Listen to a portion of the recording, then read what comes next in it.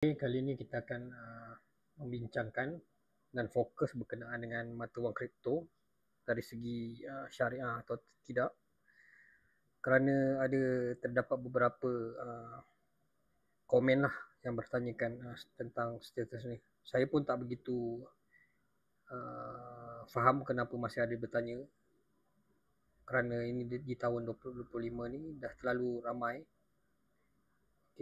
orang yang mengetahui pasal berkenaan kripto. Sepatutnya ramai yang dah tahu dan alert lah bahawa kripto di Malaysia ini apa hukumnya. Di sini saya akan menunjukkan beberapa website rasmi lah daripada Jabatan Agama beberapa negeri. Yang pertama saya bawakan adalah daripada Mufti Selangor, Jabatan Mufti Negeri Selangor, berkenaan dengan fatwa penggunaan mata wang kripto.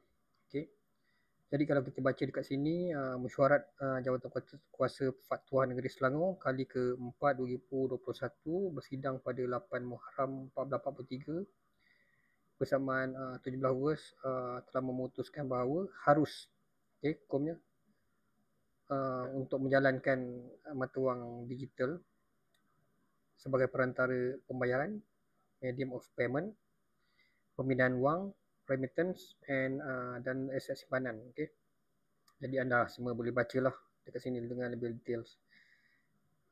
Ini adalah pengurusi Jawatan Kuasa Fatwa Negeri Selangor lah, ni dia punya ni. Fatwa dikeluarkan bertarikh 17 Ogos 2021 lah. Kesimpulannya adalah harus bagi Fatwa Negeri Selangor. Dan kita tengok yang kedua adalah Mufti Perak. Irsyad Hukum kat sini saya Google. Urus niaga menggunakan mata wang digital atau mata wang kripto. Jawatan Kuasa Fatwa Negeri Perak, bla bla bla bla, anda boleh baca dekat sini. Jadinya keharusan menjalankan urus niaga menggunakan mata wang digital. Ini pun sama. Dia bersetuju dengan Jawatan Kuasa Muzakarah Majlis Kebangsaan, Fatwa Kebangsaan. Boleh baca juga sama. Jabatan Mufti Perak. Fatwa Perak pun kata boleh. Nombor 3 adalah Sarawak. Jabatan Mufti Sarawak pun harus. Ini pun harus. Boleh bacalah dekat sini. Harus. Lembaga Fatwa Negeri Sarawak kali ke-36 telah memutuskan hukum berkenaan mata wang adalah seperti berikut. Harus digunakan. Harus digunakan. Nombor 4 saya bawakan adalah daripada Mufti Perlis. Ini lagi awal lah, dah 3 Disember 2019. Jawatan Kuasa Fatwa Negeri Perlis. Bla bla bla bla, boleh baca. Dan bottom line adalah harus bertransaksi dengan Bitcoin. Cuma baca dia punya boleh menjadi haram lah kat sini. Kalau kita penggunaan dia haram dari segi syariah, dan kita juga melalui ataupun menyertai skim-skim yang haram lah, skim cepat kaya dan sebagainya yang menganjurkan ataupun yang bertemakan, bertopikkan Bitcoin. Itu 4. Selangor, Perak, Sarawak dan Perlis. Dan ini adalah daripada JAKIM. Lebih komprehensif dan up to date lah pada saya. Boleh tengoklah dekat sini, ciri.islam.government.my. Mata wang kripto, satu analisa syarak, boleh bacalah secara detail latar belakang dan sebagainya.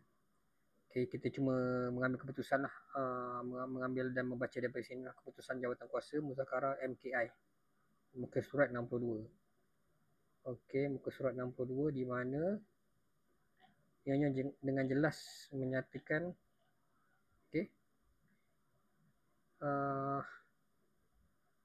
urus niaga melibatkan mata wang mesti melalui yang berlesen saja.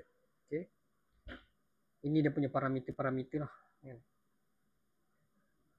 Satu, analisa syarat dan setuju bahawa memutus bahawa harus untuk menjalankan urus niaga menggunakan mata wang digital melalui ataupun memenuhi parameter di bawah lah, macam ni lah.